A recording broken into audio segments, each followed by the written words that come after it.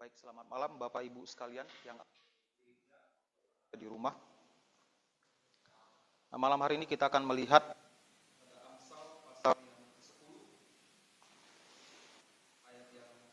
sampai ayat yang kelima. Amsal pasal 10 ayat pertama sampai ayat yang kelima. Kita akan membacanya secara bertanggapan. Amsal Salomo.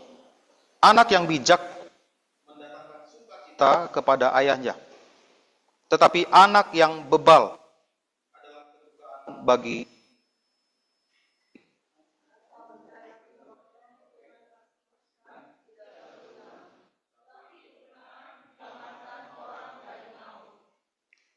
Tuhan. Tidak membiarkan orang benar menderita kelaparan, tetapi keinginan orang fasik ditolaknya.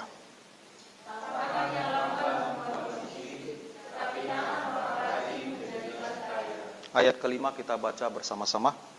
Siapa mengumpulkan pada musim panas, ia tidur pada waktu panen. Mari kita sama-sama. Bapak Sorgawi, kembali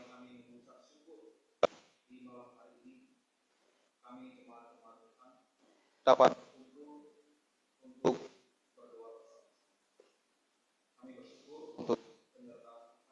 hari ini dalam segala kegiatan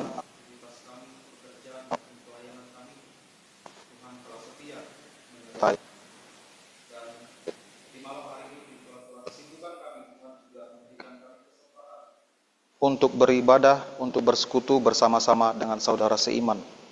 Kiranya persekutuan doa malam hari ini sungguh-sungguh bisa mendatangkan sukacita dan berkat bagi kami yang menghadirinya. Dan pertolongan-Mu di dalam belajar dari firman-Mu, dari amsal-amsal yang ditulis oleh Raja Salomo. Kami juga bisa mendapatkan pembelajaran bagi hidup kami masing-masing, hidup dengan bijaksana dan berkenan di hadapan Tuhan.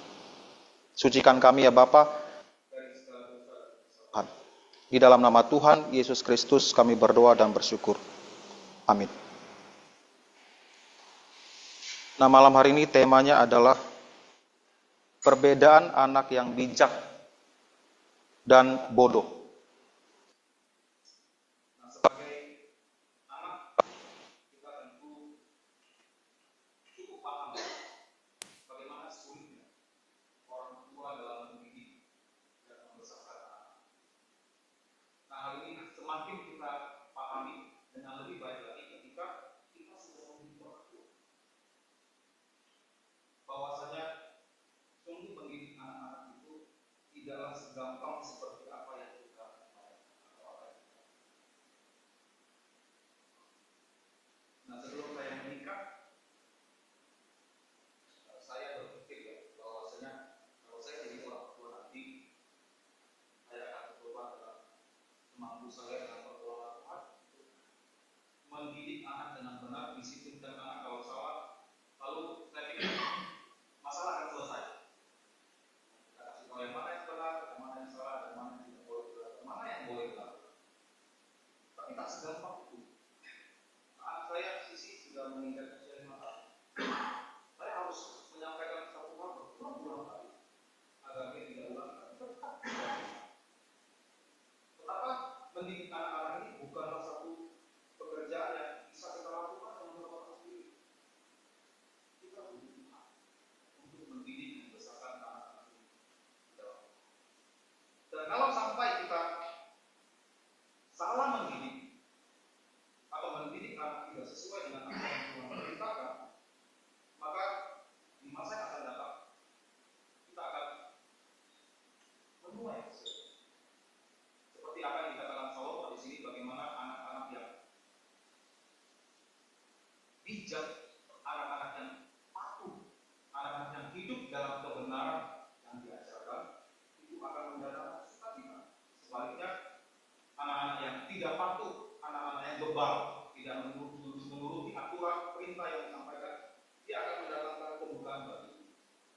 Nah, tentu saja ketika anak hidup dalam kebijaksanaan, tidak hanya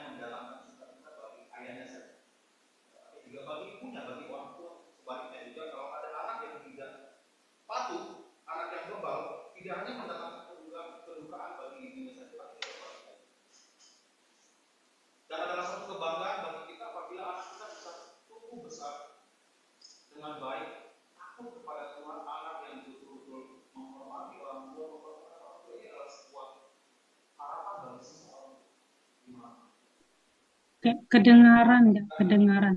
Hal mendidik anak tidak boleh kita anggap sebagai hal yang sepele. Ini adalah hal yang serius. Nah, kalau kita lihat di sini dikatakan anak yang bebal akan mendatangkan ya, adalah satu kedukaan bagi ibunya. Adalah satu kedukaan bagi ibunya kan. Kata kedukaan di sini bukan sekedar rasa sedih, rasa kecewa.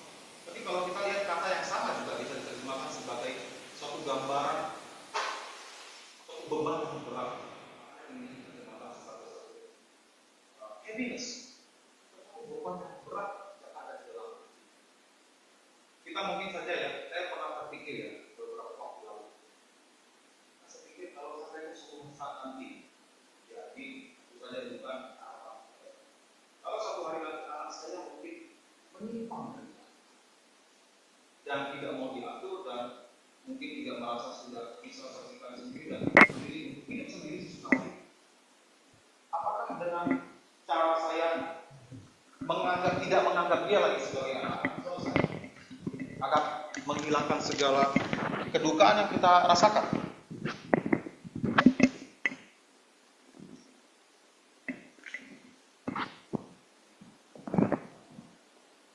Apakah hal tersebut akan menghilangkan rasa duka dalam hati kita?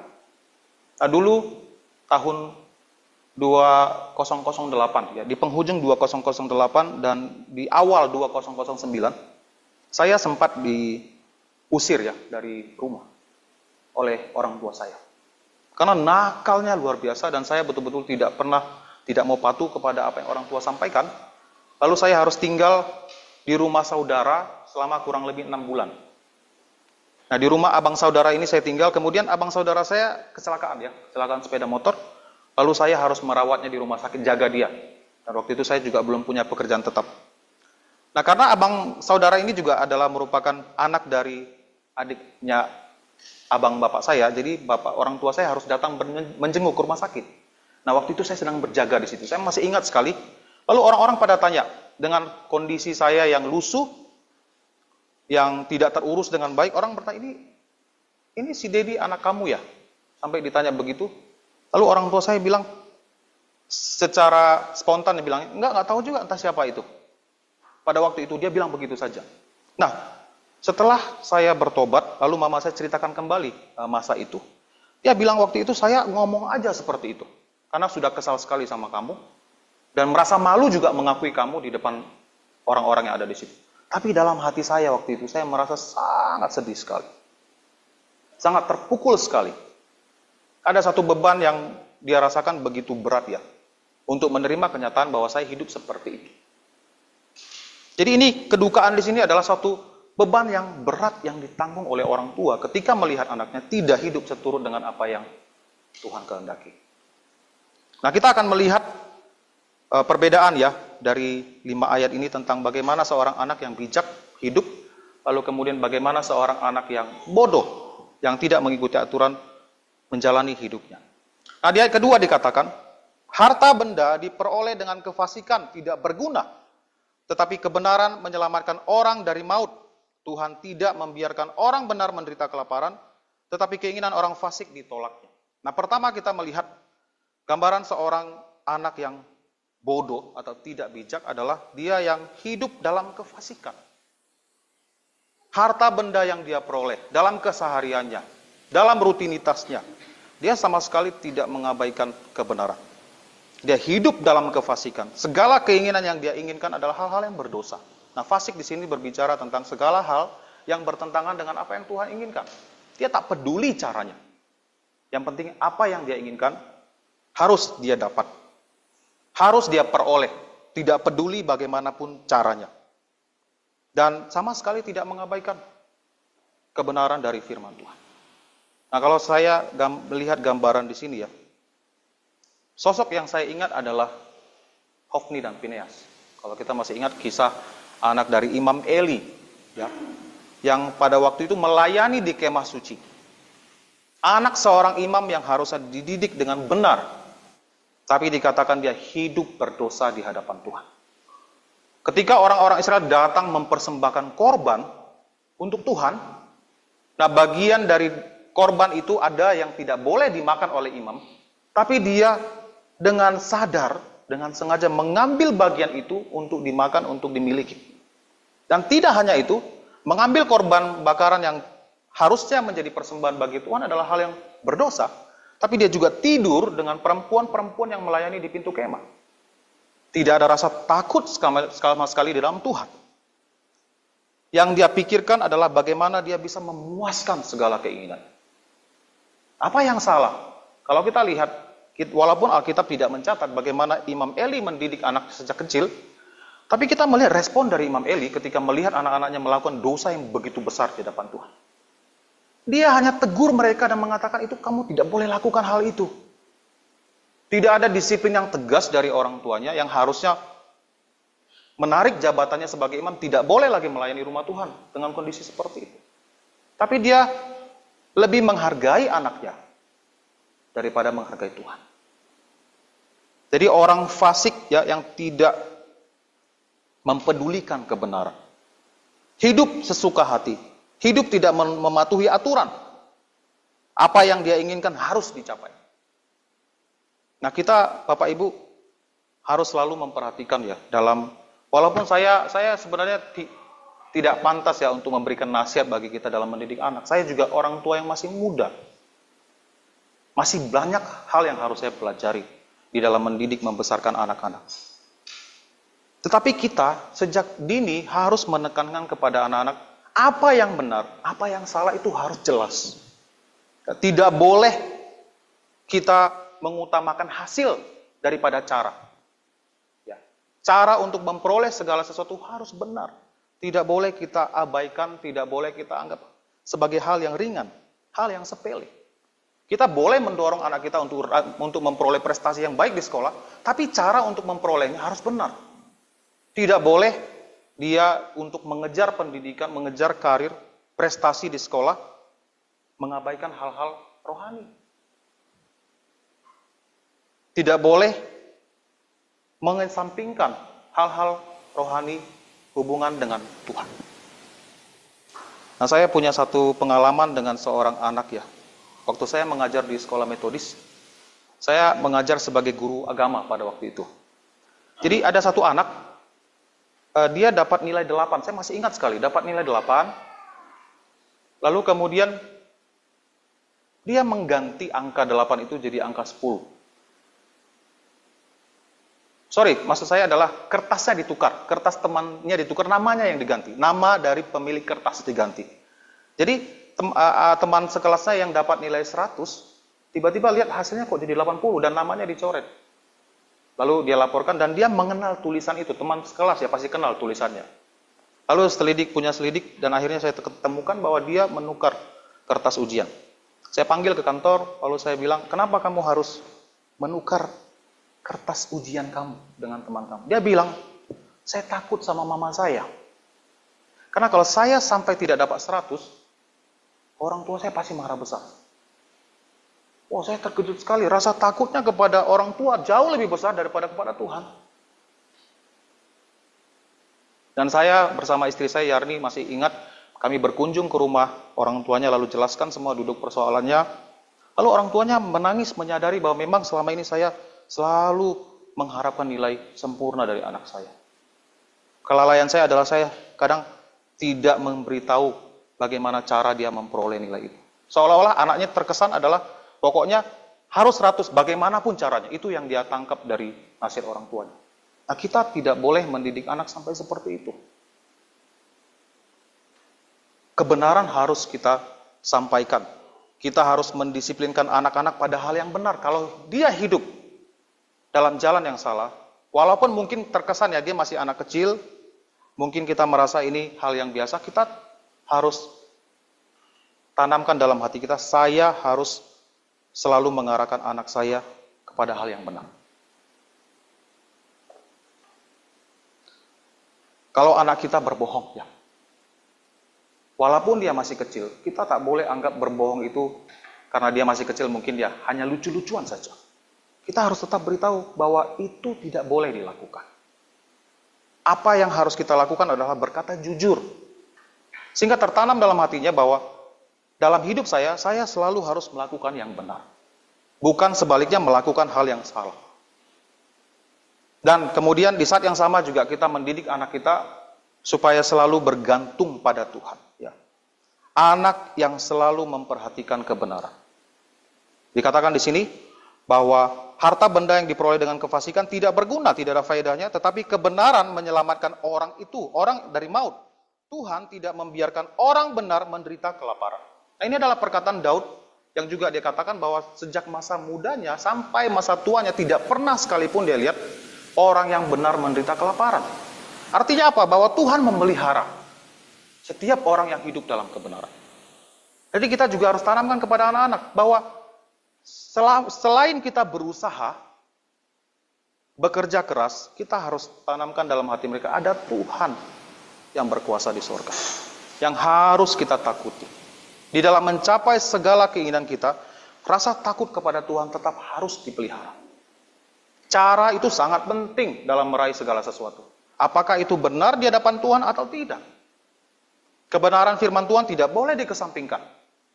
Dan dalam meraih prestasi ataupun apapun pencapaian dalam hidup ini, selalu ingat pada akhirnya Tuhan yang menentukan apakah kita berhasil atau tidak. Sehingga ini akan menjadi satu pola yang diingat oleh anak-anak kita, yang dipahami oleh anak-anak kita, bahwasanya saya selalu harus hidup dalam kebenaran. Nah, ini bukan hal yang mudah, karena kita tahu ini bukan pekerjaan yang harus kita lakukan sekali, dua kali. Sebulan, 2 bulan, setahun, 2 tahun. Tapi terus-menerus kita tanamkan dalam hati anak kita. Bukankah ini yang dikatakan Salomo juga dalam Amsal 22:6? Didiklah orang muda menurut jalan yang patut baginya. Maka pada masa tuanya pun dia tidak akan menyimpang daripada jalan itu. Jadi kata didik di sini, training, artinya dilatih terus-menerus. Bukan sekali didik. Dan seperti saya katakan di awal, Sisi tidak bisa sekali 2 kali disampaikan sesuatu hal. Sampai sekarang pun dia masih harus ditekankan hal-hal yang benar yang harus dilakukan. Jadi ada usaha yang harus kita berikan, Bapak Ibu. Untuk bisa, supaya anak-anak kita bisa hidup dengan bijaksana. Jadi ada usaha yang kita lakukan terus-menerus seperti sebuah pola yang harus dia jalani setiap hari, sehingga ini akan menjadi satu pola yang terpatri ya dalam hatinya, dalam pikirannya bagaimana dia harus hidup. Jadilah dia bisa hidup di dalam kehidupannya, dia selalu mengutamakan kebenaran. Nah, orang fasik tidak seperti itu. Dia tidak peduli dengan kebenaran, keinginannya selalu adalah sesuatu yang berdosa, dan dia akan mencoba untuk mencapai apa yang dia mau. Nah, ini perbedaan yang pertama dari seorang yang bijak dengan seorang yang bodoh. Ya, tidak mengabaikan kebenaran, sementara yang bijak selalu hidup dalam kebenaran, memperhatikan kebenaran dengan seksama. Kemudian bagian yang kedua, kita juga melihat Salomo membandingkan ya, orang yang bijak dengan orang yang bodoh. Ayat keempat dikatakan, tangan yang lamban membuat miskin, tetapi tangan orang rajin menjadikan kaya. Siapa mengumpulkan pada musim panas, dia berakal budi. Siapa tidur pada waktu panen, membuat malu. Nah, sini kita melihat hal yang ditekankan adalah kerajinan. Ya. Seorang yang bijaksana adalah seorang yang rajin.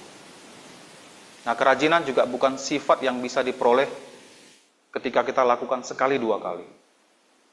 Sesuatu yang harus kita lakukan terus-menerus sehingga menjadi habit, menjadi tabiat kita, sifat kita. Kita harus ingat Bapak Ibu, semua manusia terlahir dalam kondisi natur yang berdosa. Natur yang bobrok. Kita ini kalau mengikuti segala keinginan kita yang berdosa, kita maunya ya semua yang enak-enak. Semua yang instan. Kalau bisa memperoleh sesuatu dengan cara yang usaha yang minim, kenapa tidak? Inilah pola pikir orang berdosa. Selalu ingin cara yang instan. Dan kita tahu bahwa memperoleh keberhasilan tidak bisa instan. Harus ada usaha, harus ada kerja keras, harus ada kerajinan.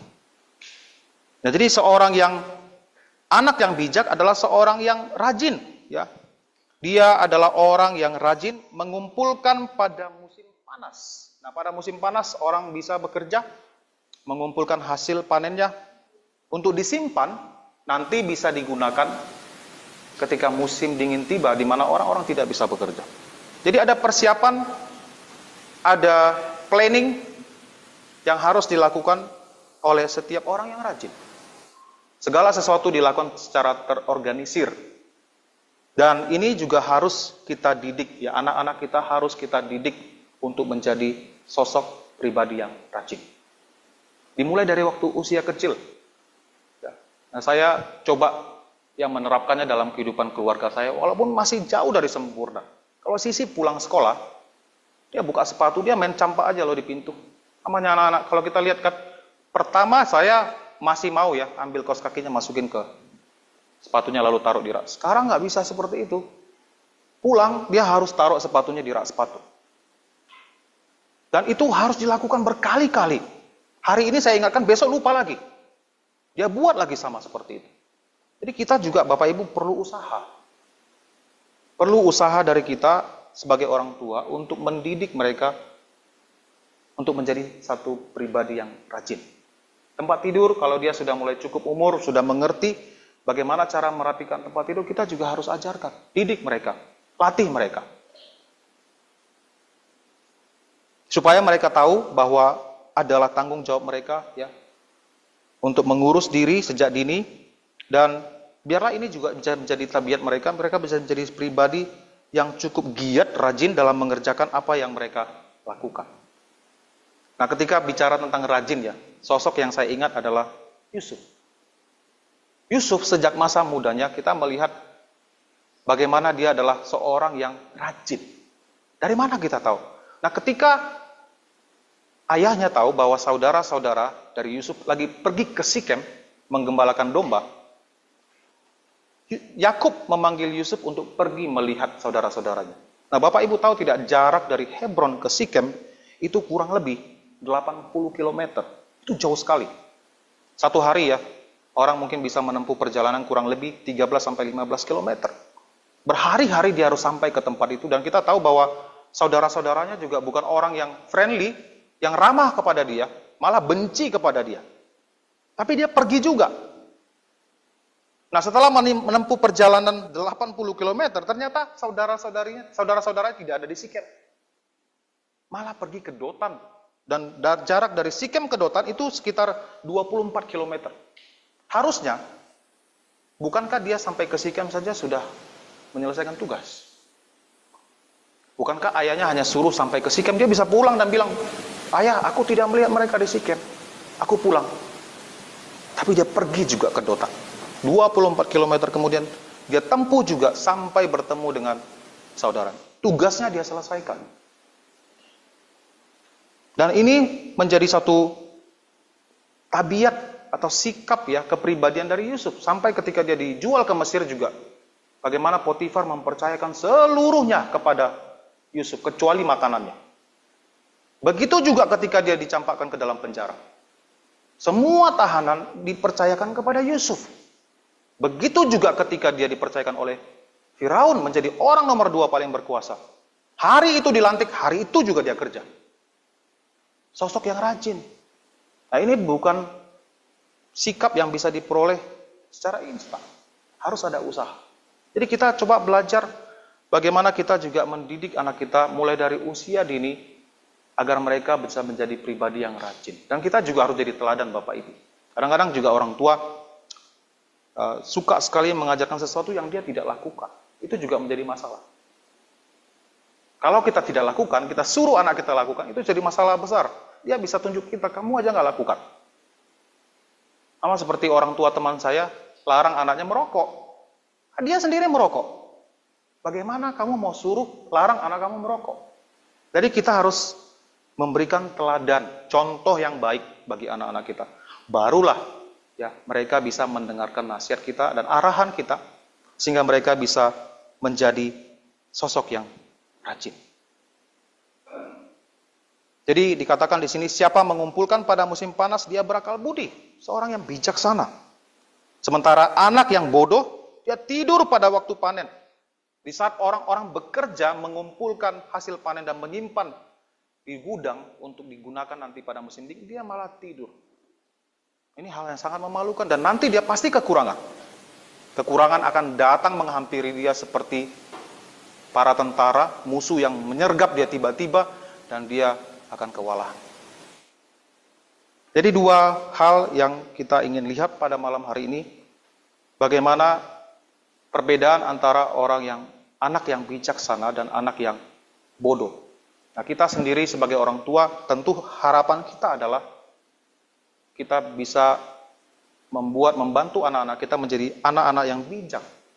Nah, apakah kita sungguh-sungguh memikirkan dan berusaha ya sampai sejauh ini bagaimana kita mendidik membesarkan anak-anak kita. Nah, saya berharap, saya berdoa kita semua juga bersandar bergantung pada Tuhan. Karena usaha kita sendiri tidak akan pernah bisa. Hanya Tuhan yang bisa mengubah karakter seseorang, hanya Tuhan yang bisa mengubah hati setiap orang. Jadi kita dengan pimpinan Tuhan, dengan usaha kita didik anak kita dengan sebaik-baiknya di dalam Tuhan. Dan jika Tuhan berkenan, Tuhan akan membantu kita dan sehingga kita memperoleh anak-anak yang bijak yang akan mendatangkan sukacita bagi kita dan bagi istri kita, bagi keluarga kita. Nah, kiranya Tuhan menolong, mari kita berdoa. Bapa di sorga, mampukanlah kami yang sudah Engkau percayakan anak-anak di tengah-tengah keluarga kami, agar kami bisa mendidik, membesarkan anak-anak kami dengan bijaksana.